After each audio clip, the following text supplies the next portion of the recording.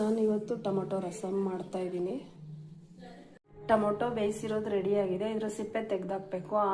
ನಾನು ಇವಾಗ ಇದನ್ನು ಗ್ರೈಂಡ್ ಮಾಡ್ಕೊತಾ ಇದ್ದೀನಿ. ಇಲ್ಲಿ ಒಗ್ಗರಣೆಗೆ ಬೇಕಾಗಿರುವಂಥ ಸಾಮಗ್ರಿಗಳನ್ನ ಹಾಕ್ಕೊಂಡಿದ್ದೀನಿ.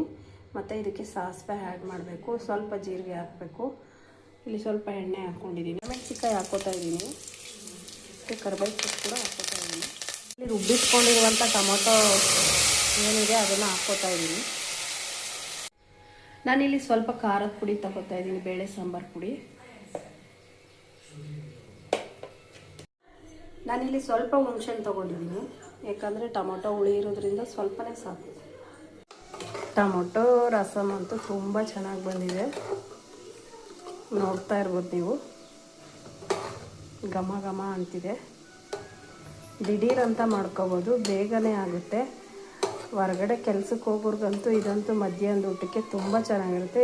ಇದ್ರ ಜೊತೆಗೆ ಒಂಚೂರು ನಂಚ್ಕೊಳ್ಳೋಕೆ ಏನಾದರೂ ಪಲ್ಯನೋ ಇಲ್ಲ ಸಂಡಿಗೆನೋ ಆ ಥರ ಇದ್ದರೆ ಇನ್ನೂ ಚೆನ್ನಾಗಿರುತ್ತೆ.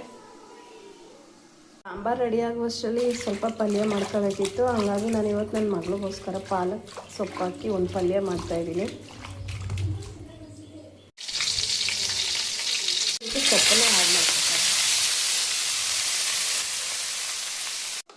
ಟೊಮೊಟೊ ರಸಮ್ ಅಂತೂ ತುಂಬ ಚೆನ್ನಾಗಿ ಬಂದಿದೆ, ನೋಡ್ತಾ ಇರ್ಬೋದು ನೀವು.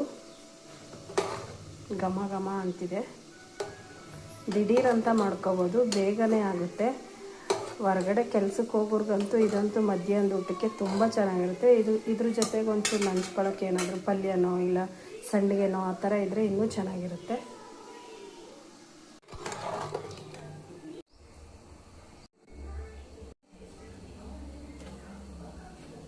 ನಾನೀಗ ಇದಕ್ಕೆ